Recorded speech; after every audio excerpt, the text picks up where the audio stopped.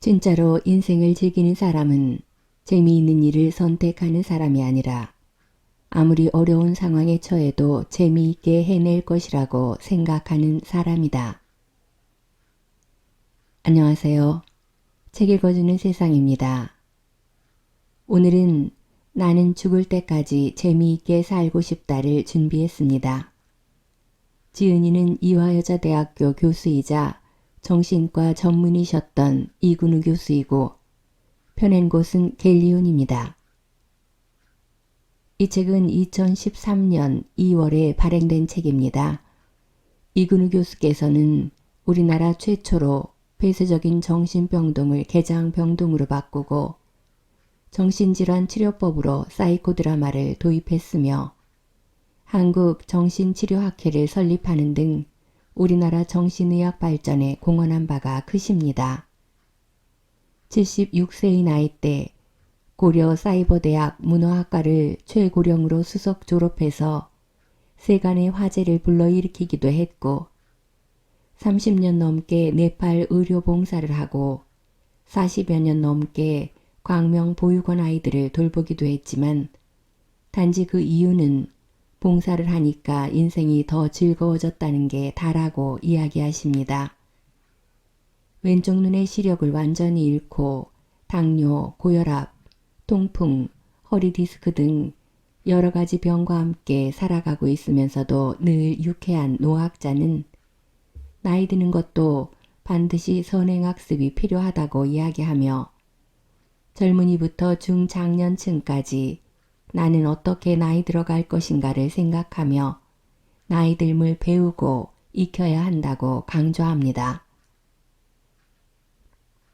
젊어서는 산 정상에 오르는 일이 재미있었다면 나이 들어서는 멀리서 바라보는 것만으로도 충분히 재미있다거나 적당한 목적지까지 천천히 걸어서 다녀온다거나 하는 등의 바로 지금 자신에게 맞는 재미를 찾는 것이 진정 나이답게 늙어가는 일이라는 거죠. 나이 듦에 대한 책들은 많이 소개되고 있지만 30대, 40대, 50대 책을 읽는 독자의 세대에 따라 마음에 주는 울림은 전혀 다르게 다가옵니다. 저자는 이 책이 인생 선행학습의 작은 자료로 활용되어 나는 어떤 모습으로 나이 들어갈 것인가를 생각해보는 작은 불씨가 된다면 아주 기쁠 것이라고 프롤로그를 마무리합니다. 나이 들어감에 대한 일이 지금의 나는 어떻게 다가오는지 생각하는 시간이 되시면 좋겠습니다. 구독과 좋아요, 알림 설정은 사랑입니다.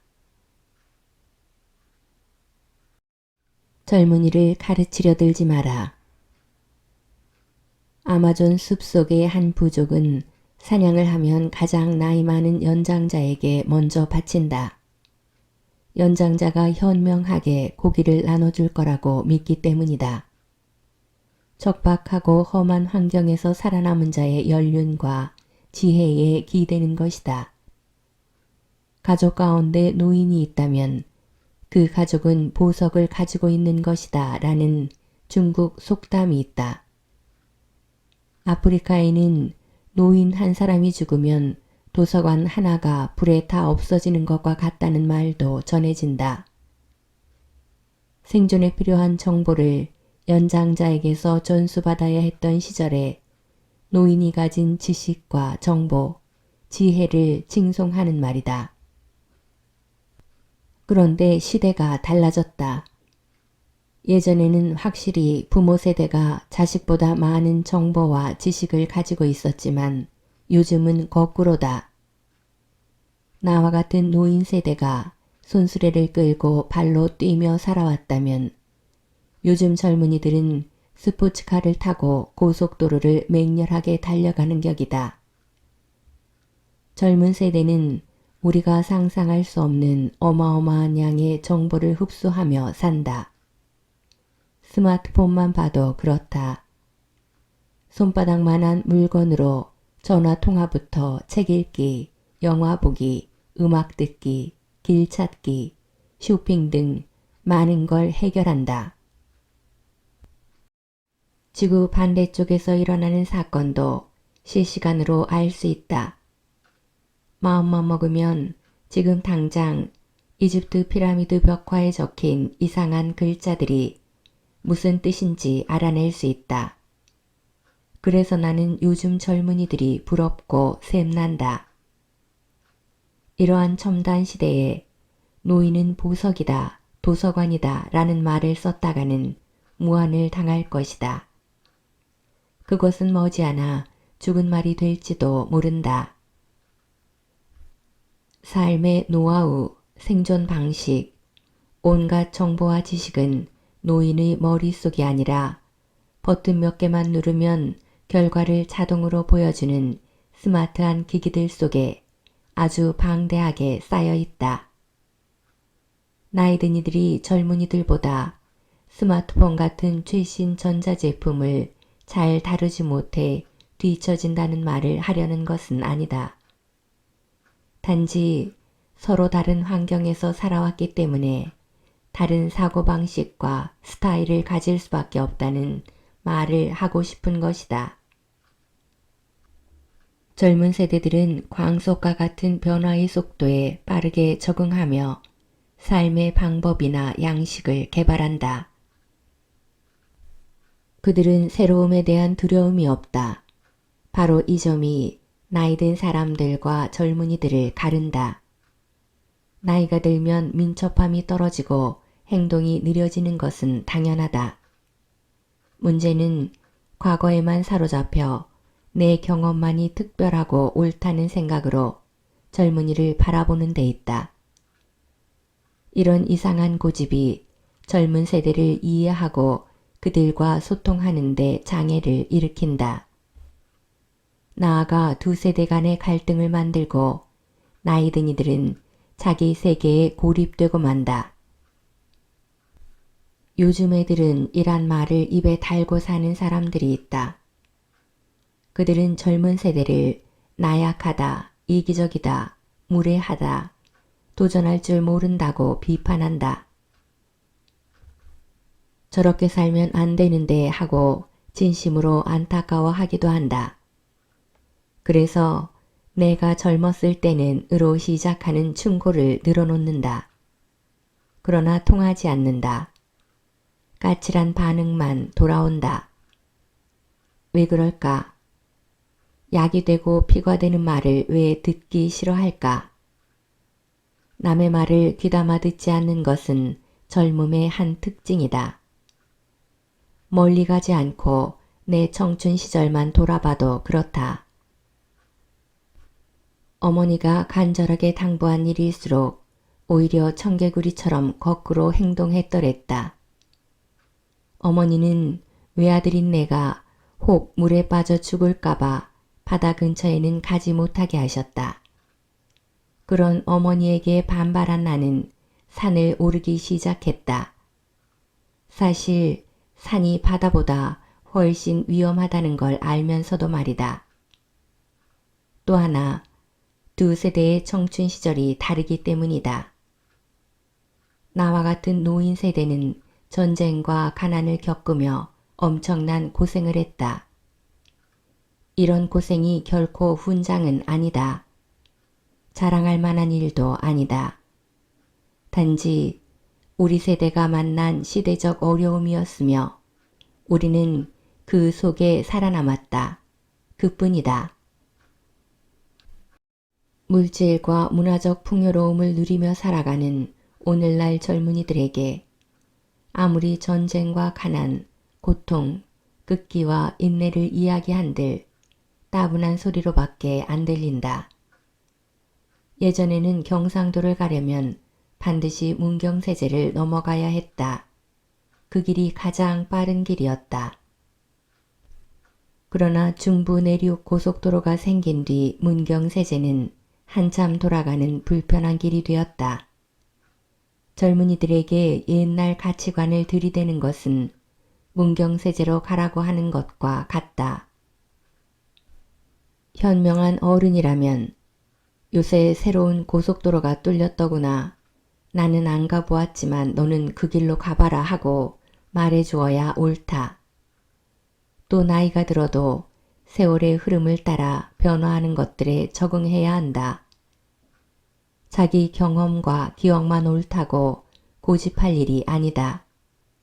시대가 바뀌었음을 인정해야 하는 것이다. 요즘 젊은이들의 모습을 보라. 꿈과 공부, 경쟁, 상대적 가난, 인간관계, 연애, 취업 문제에 엄청난 스트레스를 받고 살고 있다. 노인 세대가 굶주림과 생존, 이념의 공포와 싸우며 살았다면 젊은 세대는 또 다른 면에서 삶의 위협을 받고 있는 것이다. 또 사회문화적 현상과 가치관들도 급격하게 변했다. 좀 우스운 얘기긴 하지만 불과 몇십 년 전 논문 중에는 여성이 남성에 비해 IQ가 떨어진다는 내용도 있었다. 당시에는 여자가 남자보다 IQ뿐만 아니라 모든 사회적 적응력이 떨어진다는 논리도 아무런 저항 없이 받아들였다. 그러나 여성 대통령이 탄생한 지금 여성 운운하며 늘어놓는 충고는 당연히 거부감만 불러올 것이다.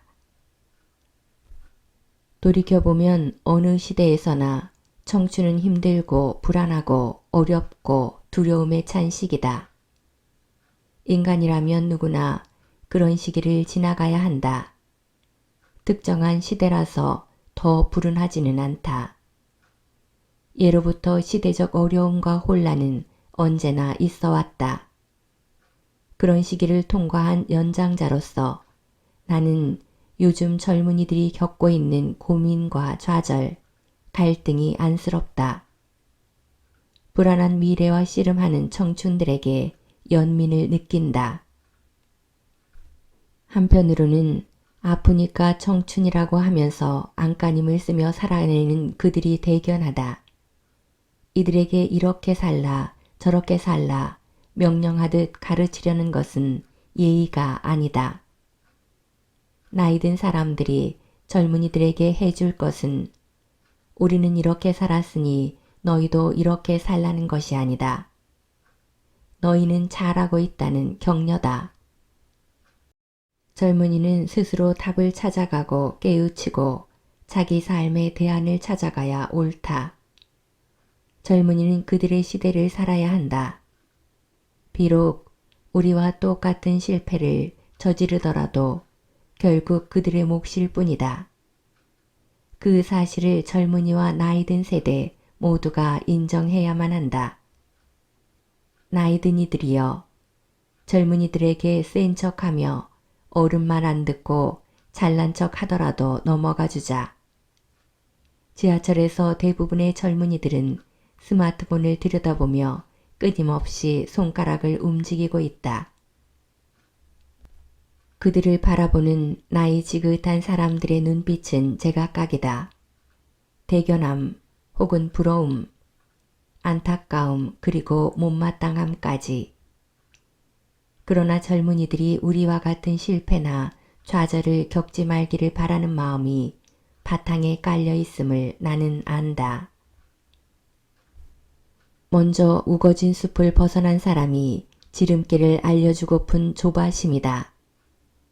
젊었을 때 잘해라, 노력해라, 참아라, 인내하라. 진심 어린 말을 주고 싶다면 좀 더 다정하고 세련되게 해주어야 한다. 젊은이들이 충고를 인정하지 않는다고 너도 늙어봐라 언제까지 젊을 줄 아냐 하고 고약하게 말하지 말라. 인생은 드넓은 바다다. 내가 젊은 날 알고 있던 고깃대가 몰려다니는 해역은 해류나 환경의 영향으로 언제든 달라질 수 있다. 또 나만의 고기 잡는 방식도 오늘날엔 비생산적일 수도 있다. 거친 바다로 새롭게 고기잡이를 나온 젊은 어부들에게 늙은 어부가 들려줄 것은 생생한 바다의 이야기일 뿐이다. 그 이야기에서 젊은이들이 보석 같은 삶의 노하우를 발견한다면 그것은 그의 행운일 따름이다. 나이 들수록 사소한 분노를 잘 다스려야 한다. 얼마 전 지하철에서 70대 노인과 60대 젊은 노인이 좌석 문제로 주먹다짐을 했다는 기사가 신문에 실렸다. 기자가 보기에는 연세 지긋한 노인들이 그깟 자리 때문에 치고받고 했다는 사실이 황당하게 느껴졌나 보다. 나이 들면 참을성도 많고 모든 걸 긍정하며 감정을 잘 다스릴 거라고 생각하지만 누구나 그런 것은 아니다. 어린애처럼 사소한 것에 쉽게 화를 내는 사람들이 우리 주위에는 아주 많다. 그들은 어른 말을 듣지 않는 젊은이를 못마땅해 하거나 노인을 무시한다고 혀를 찬다.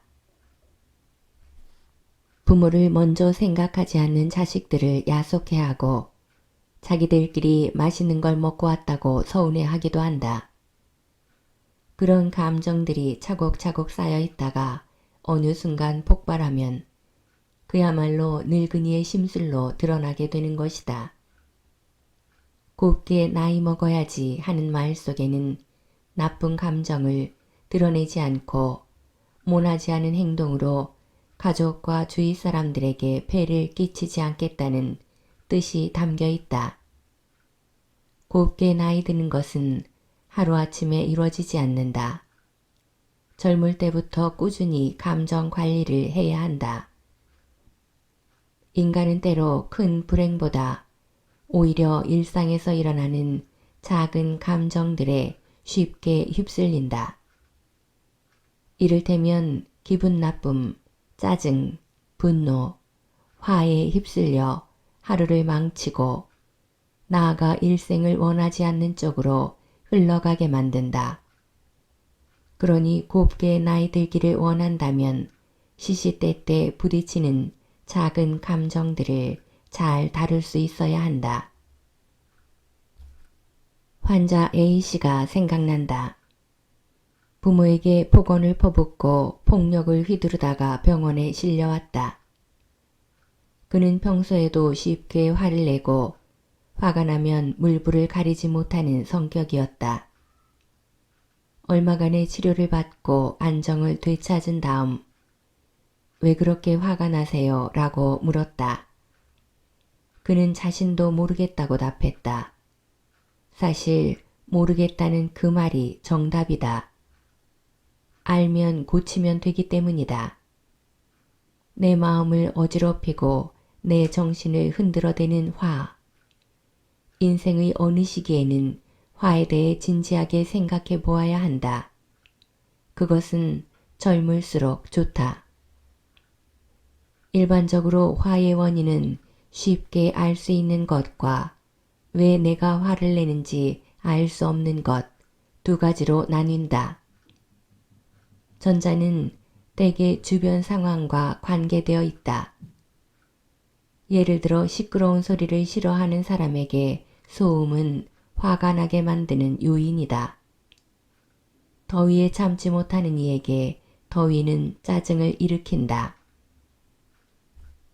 반대로 화의 원인이 합당하지 않거나 왜 그런지 알 수 없다면 대부분 내면적인 심리에 문제가 있다. 과거에 해결되지 않은 마음의 상처가 잠재되어 있다가 현재에 비슷한 경험을 하게 되면 아주 사소한 자극에도 내면의 분노가 튀어나와 쉽게 화내고 공격적인 행동을 보인다. 이런 두 가지 형태의 원인을 염두에 두고 화의 이유를 생각해보자. 분노는 약이 오르는 것처럼 아주 가벼운 정도에서부터 몸을 가누지 못할 정도의 경로까지 다양하게 나타난다. 먼저 자연스러운 생리적, 정신적 욕구에 만족하지 못하고 좌절하면 분노가 일어난다.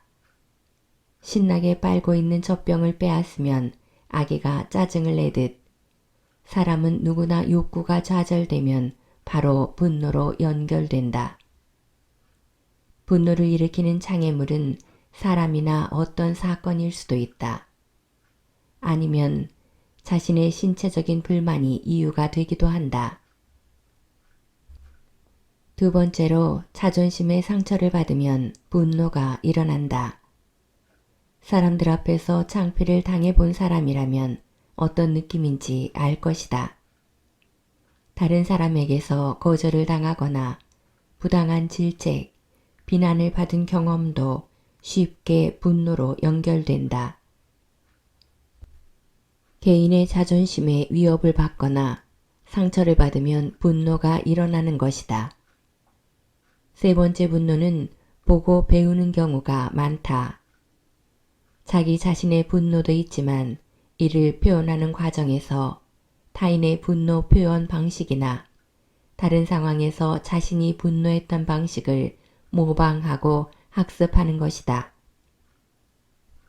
분노가 표출되는 방식은 사람에 따라 다르다.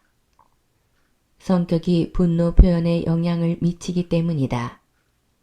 화가 나면 남을 해치는 사람이 있는가 하면 어떤 이는 스스로를 못살게 하는 등 자학한다. 대부분의 사람들은 분을 이기지 못해 움츠러들거나 안으로 분을 돌려 자신을 괴롭힌다. 자신에게 향한 분노는 종종 자살로 이어진다. 그렇지 않으면 분노는 보다 쉽게 표출할 수 있는 대상에게 분을 푼다. 우리 속담에 종로에서 뺨 맞고 한강 와서 눈 흘긴다는 말이 있듯이 자신의 분노를 자기보다 약한 이들에게 전가하는 것이다. 사람이 아닌 애완동물에게 공격적인 행동을 하기도 한다. 뭐니 해도 분노 표현의 극치는 살인이다. 좌절감을 안겨준 당사자나 분노를 유발시킨 대상을 죽임으로써 분을 푼다. 법구경에 애욕보다 더한 불길이 없고 성냄보다 더한 독약이 없다고 쓰여 있다. 셰익스피어의 고전 오셀로에서 오셀로 장군은 아내가 부정을 저질렀다고 오해하고 분노에 눈이 뒤집힌 나머지 아내를 목졸라 죽인다. 나중에 모략이었음을 깨달은 그는 스스로 목숨을 끊고 만다. 억제하지 못한 한순간의 분노가 그의 삶을 비극으로 끝나게 만든 것이다. 순간의 사소한 감정을 절제하지 못해 불행한 사건으로 확대되는 일은 우리 일상에서도 수없이 일어난다. 그렇다면 어떻게 타오르는 분노를 다스릴까? 첫째로 참는 힘을 길러야 한다. 참을 인자 셋이면 살인도 면한다는 속담처럼 화를 사귀는 처방은 바로 참는 데 있다. 시간이 약이라고 했다. 화를 누르고 참는 동안에 올바른 이성적인 판단을 할 수 있게 된다. 화가 치밀었을 때 바로 행동하면 결국 후회만 남는다. 일단 참는 연습을 먼저 해보자. 한 템포 늦추어 행동하는 습관을 들이는 것이다. 둘째, 스스로 자존하는 힘을 키워야 한다. 자존감이 낮기 때문에 자격지심으로 분노하는 경우가 많다. 아무리 주위에서 자신을 존중해 준다고 해도 스스로를 존중하는 힘이 약하면 쉽게 분한 마음이 일어나게 된다. 그릇이 부실하면 물이 잘 담기지 않는 것과 같은 이치다.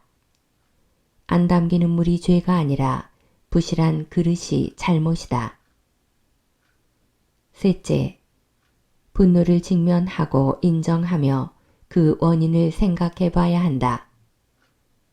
대부분 분노를 일으킨 원인이 자신의 바깥에 존재한다고 믿지만 알고 보면 내면적인 문제와 연관될 때가 더 많다. 석가모니는 말했다. 고요한 마음에는 분노가 없다.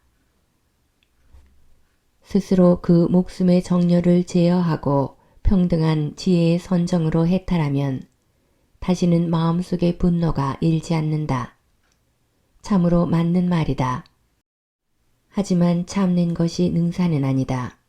오직 참는 것을 목적으로 삼게 되면 울화나 화병 같은 신체적인 증상이 일어난다. 화낼 줄 모르는 사람은 바보고 화를 내지 않는 사람은 현명한 사람이다라는 영국 속담을 생각하면 분노는 자연적으로 일어나지만 이를 제어하는 것은 인위적인 노력임을 알 수 있다. 인위적인 노력이 자연스러운 것으로 전환될 때 진정으로 화를 다스렸다고 할 수 있다.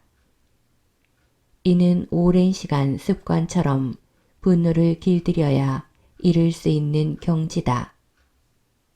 젊어서부터 일상에서 일어나는 분노와 화, 그 불길의 원인이 무엇인지 정확히 알고 살펴라. 화에 부드럽게 대처하는 지혜로운 현자가 바로 미래의 당신이기를 바란다. 사랑하는 사람들에게 무엇을 남기고 떠날 것인가? 내가 11살 무렵에 할머니께서 돌아가셨다. 할머니의 상여를 따라가면서 나는 줄곧 생각했다. 죽으면 땅속에 묻힐 텐데 그러면 숨은 어떻게 쉴까? 할머니는 땅속에서 얼마나 답답하실까? 내가 도와드릴 방법은 없을까? 답은 없었다. 마침내 관이 내려져 흙이 덮이고 동그란 봉분이 만들어졌다. 나는 슬픔보다는 땅속에 갇힌 할머니를 도와드릴 수 없다는 사실에 우울했다. 엊그제 대학 동기의 부음을 듣고 문득 그때의 막막함이 떠올라 가슴이 답답했다. 우리가 죽음을 두려워하는 이유는 사후세계에 대한 정보가 전혀 없기 때문이다. 죽었다가 다시 살아 돌아온 사람은 없다. 간혹 죽은 줄 알았는데 다시 심장이 뛰는 사람들이 있긴 하다. 그들 중 일부가 죽음 뒤의 세계에 대해 증언하지만 내가 죽지 않고서야 그 말이 사실인지 확인할 길은 없다. 죽음을 보통 저 세상에 간다고 표현한다. 이사 간다는 개념이다.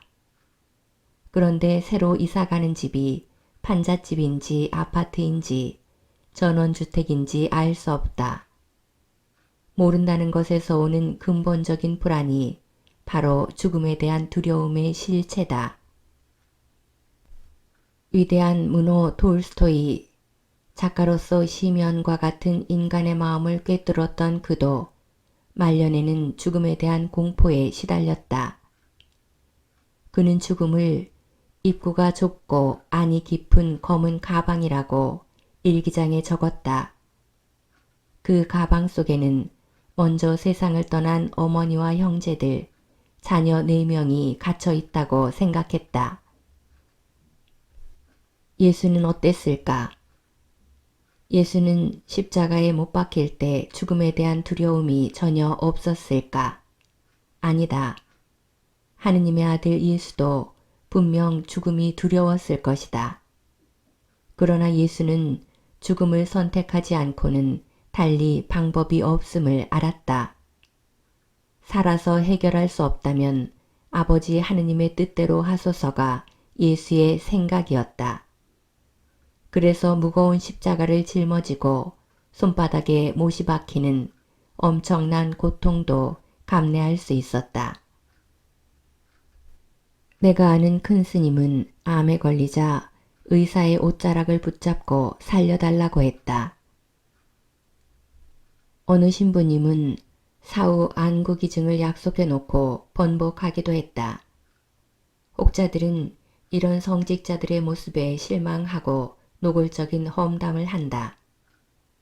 죽음을 두려워하지 않아야 완벽한 사람이라고 여기는 것은 오히려 인간이 죽음에 대해 얼마나 큰 불안을 갖고 있는지를 반증한다. 그러나 인간이면 누구나 성직자 혹은 뛰어난 정신세계를 가진이라도 죽음에 대한 원초적인 두려움을 갖고 있다. 그 두려움을 넘어서려는 자리에 인간적인 고뇌가 있다. 고뇌가 깊을수록 죽음을 받아들이는 자각 과정을 거친다. 아, 인간이면 누구나 죽는구나. 나도 피할 수 없구나 하고 수긍한다. 죽음에 대한 마음의 준비인 것이다. 이 준비 과정에 나의 의지가 얼마나 들어가느냐에 따라 죽음의 모습과 태도가 달라진다. 내가 생각하는 가장 이상적인 죽음은 솔직한 죽음이다. 아, 정말 무섭다, 두렵다 하면서 죽음을 맞는 것은 전혀 부끄러운 일이 아니다. 그러나 죽음의 공포를 이겨내기 위한 자기만의 방법을 찾아내는 것도 의미 있는 일이다. 이런 죽음의 고뇌가 인간을 더욱 인간답게 하며 남은 삶을 가치 있게 한다. 그 과정 없이 쓰러져 죽어가는 사람이 우리에게는 얼마나 많은가. 비행기는 고도를 차츰차츰 낮추면서 착륙한다. 그래야 안전하고 부드럽게 착륙할 수 있다. 죽음도 연착륙해야 한다. 두려움과 충격을 줄이고 자연스러운 죽음을 맞이하기 위한 준비가 평소에 이루어져야 한다. 어떤 스님들은 임종이 가까워지면 상자들에게 역대 큰 스님이 어떤 모습으로 돌아가셨는지 알아오라고 한다. 앉아서 돌아가셨느냐, 물구나무 선 채 돌아가셨느냐 등을 물어보는 것이다. 남에게 보이고자 멋지게 죽으려는 것이 아니다. 이 또한 마음의 준비 과정일 뿐이다. 젊었을 때 나는 촛불처럼 죽고 싶었다. 마지막 촛농까지 모두 타고 녹아 없어지듯 내 몸과 마음이 소멸하기를 바랐다. 생명이 붙어 있는 한 끝까지 고고하게 살아내겠다는 각오다. 손톱만큼 남은 촛불이라도 그 밝음을 필요로 하는 사람이 있으면 좋지 않겠는가. 만약 세월이 더 흘러 기력이 다해 침대에 누워 지낼 수밖에 없는 날들이 온다면 네팔에서 찍어온 풍경이나 내가 좋아하는 영화 등을 보며 삶을 정리하는 모습을 상상해 보기도 했다. 그런데 요즘은 그런 죽음이 다른 사람을 힘들게 할지도 모른다는 생각이 든다. 또 나에게 견뎌낼 에너지가 있을지도 의문이다. 차라리 죽는 게 낫다고 여길 만큼 고통이 심한 병에 걸려 나 스스로를 통제하지 못하면 어쩌나 싶기도 하다. 게다가 심장이 안 좋은 나는 어느 날 갑자기 쓰러져 죽을지도 모른다. 갑작스러운 죽음은 본인에게도 안타까운 일이지만 가족과 주위 사람들에게 큰 혼란과 충격을 안겨준다. 그런 황망한 죽음만은 피하고 싶어서 내 주머니 속에는 항상 응급처치약이 들어있다. 시간을 벌고 싶어서다. 침대에 누워 서서히 죽음을 맞으면서 내 아이들, 손자들과 진솔한 대화를 나누며 서로 용서할 것은 용서하고 싶다. 그렇게 마음에 조금이라도 맺힌 것을 모두 풀고 싶다. 가족 아카데미아에서는 생애 준비 교육 과정 중 하나로 죽음을 가르친다. 나는 죽음에 대한 나의 고뇌를 많은 이들과 나누고 싶었다. 특히 내가 강조하는 것은 죽음을 처음 경험하는 손주들과 이별하는 법이다. 내 할머니가 돌아가셨을 때의 두려움과 혼란을 나는 아직도 잊지 못한다. 보통 조부모의 죽음은 손주들에게 어느 날 갑자기 다가온다. 학교에서 돌아오자마자 엄마에게서 얘야 할머니가 돌아가셨단다 라는 말을 듣는다. 어쩌면 조부모와 심리적으로 먼 요즘 아이들은 공원에서 죽은 새를 발견한 것처럼 잠깐 놀라는데 그치고 말지도 모른다. 그렇다면 참으로 불행한 일이다. 조부모가 병에 걸려 죽음에 임박하게 되면 곧 나으실 거다 라는 말 대신 가족 모두 이별을 준비해야 한다. 죽음의 당사자만이 아니라 가족 모두가 경건하게 죽음을 맞는 분위기를 만들어야 한다. 죽음은 무섭다, 두렵다, 안타깝다, 슬프다. 그런 당연한 감정에 휘둘리지 말고 마지막으로 주어진 시간에 무엇을 해야 할지 생각해보자. 그럼으로써 손주들에게 죽음이 무엇인지 알게 하는 것이다. 첫째, 죽음은 정상적이고 평안을 얻는 길이다. 이런 죽음의 의미를 자녀들과 손주들에게 알려주고 세상을 떠난다면 그는 정말 행복한 사람이다. 죽음이 삶의 정상적인 일부분이라는 생각에 익숙해지도록 평소 자주 이야기해주는 것도 나쁘지 않다. 둘째, 지금까지 살아온 것에 대해 감사한 마음을 전하라. 특히 손주들과 함께했던 시간들에 감사하는 마음을 전하라. 셋째, 충분히 슬픔을 나누되 유머가 있다면 더욱 좋으리라. 먼저 가서 자리 맡아 놓을 테니 천천히 오렴. 죽음의 당사자가 보여주는 마지막 여유는 가족에게 따뜻한 슬픔을 남겨주지 않을까. 보들레르가 말했다. 사랑하면서 가장 중요한 것은 이별하는 방법을 아는 것이다. 그 이별이 연인 사이의 이별을 뜻하는 것인지도 모르지만 우리는 인생과도 잘 이별해야 한다. 죽음은 내 아이들과 이별하고 내가 쌓아온 모든 것과 이별하고 그리고 자신과도 이별하는 것이다. 인간이 마지막으로 베풀 수 있는 것은 바로 사랑이다. 아직 죽지 않았다면 사랑을 나눌 시간은 충분하다는 것을 잊지 말자. 인생의 황금기는 바로 지금이다. 우리나라 사람들은 유독 나이에 민감하다. 처음 만나는 사람도 나이부터 묻는다. 기자들이 나를 인터뷰하고 쓴 기사에는 언제나 이름 뒤 괄호 안에 나이가 적혀 있다. 평소 나이를 잊고 살기에 그 숫자를 보면서 내 나이가 이렇구나 느끼기도 한다. 대학 시절 어느 교수님이 나에게 몇 살이냐고 물으시기에 대답했더니 고개를 끄덕이며 웃기만 하셨다. 인턴이 된 뒤 그 교수님이 또 나이를 물었다. 내가 대답하니 이번에는 참 좋을 때다 라고 했다. 전문의가 되었을 때도 같은 질문을 하신 뒤 정말 좋은 때다 라고 말씀하셨다. 교수님은 왜 번번이 나이를 물었던 걸까? 한참 뒤에야 알았다. 교수님은 나에게 지금 내 나이가 제일 좋을 때다는 말을 해주고 싶었던 것이다. 강연에 나가 주로 하는 이야기 가운데 하나가 인생의 황금기는 바로 지금이라는 내용이다. 나는 지금이 내 일생 중에서 가장 행복한 시기라고 말한다.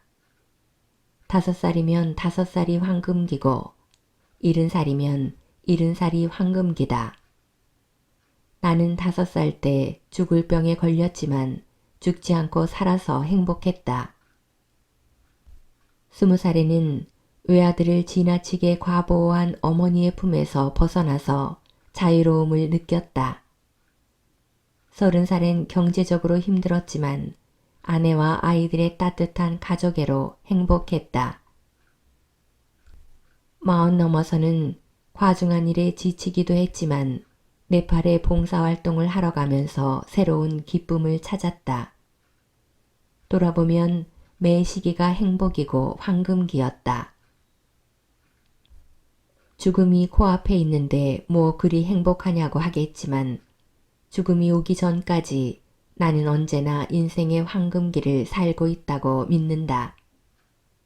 환자 가운데 죽을까봐 겁을 내는 이가 있었다. 그가 대학생일 때 우리는 처음 만났다. 선천적으로 몸이 약했던 그는 죽음에 대한 불안 때문에 아무것도 못해 일상생활에 지장을 줄 정도였다. 자동차나 비행기도 못 탔으며 먹을거리도 조심했다. 비 오는 날에는 벼락이, 바람 부는 날에는 간판이 머리 위에 떨어질까 두려워했고 바닷가나 산에도 가지 못했다. 계속 치료를 받으며 인연을 이어온 그는 어느덧 50세가 넘어 정년 퇴임을 하였다. 시간이 약이라는 말처럼 그의 증세도 세월이 흘러 희미해졌다. 하루는 그가 이렇게 말했다. 선생님, 저는 왜 그리 죽음이 무서웠던 거죠? 그냥 재미있는 거 하고 맛있는 거 먹고 가고 싶은데 가보면서 살았으면 좋았을 텐데요. 그는 걱정하고 두려워하며 보낸 지난 시간을 진심으로 후회했다. 미래를 걱정하며 살았든 걱정일란 집어치우고 살았든 결국 시간은 똑같이 흘러버리는 것을, 내일 올지 안 올지 모를 죽음을 걱정하느라 써버린 황금 같은 시간을 그는 정말 아까워했다. 나는 그에게 혹 이번에는 지난 세월을 후회하느라 지금 시간을 낭비하지 말라고 충고해 주었다. 뭔가 깨달음이 있었는지 그는 내가 참여하는 문학 동아리 모임에 나오고 싶다고 했다. 문학을 모르는데 괜찮겠느냐고 걱정하기에 나는 당장 이번 주부터 나오라고 명령했다. 인생은 여기와 지금이다. 행복을 즐길 시간과 공간은 바로 지금 여기다. 이것을 깨닫지 못하는 이들은 항상 다른 곳, 바깥에만 시선을 두고 불행해한다. 뇌 속에서 행복한 감정을 불러일으키는 물질은 엔돌핀이다. 엔돌핀은 과거의 행복한 기억, 미래에 다가올 행복 때문에 생기는 게 아니다. 지금 내가 즐거워야 엔돌핀이 형성된다. 사람이 어떻게 늘 행복하기만 하느냐고, 슬프고 괴로운 때도 있지 않느냐고 묻는 이들도 있는데 그런 이분법적인 생각에서 벗어나야 한다. 괴롭고 힘들지만 그럼에도 즐겁다고 말해야 하는 것이다. 좋든 나쁘든 나에게 닥친 이 순간에 충실할 때만이 인생은 즐거워진다. 톨스토이가 말했다. 지금 하고 있는 일을 사랑하라.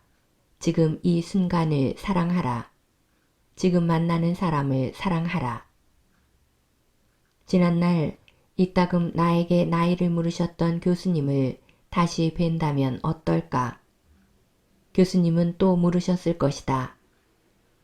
자네 올해 몇인고?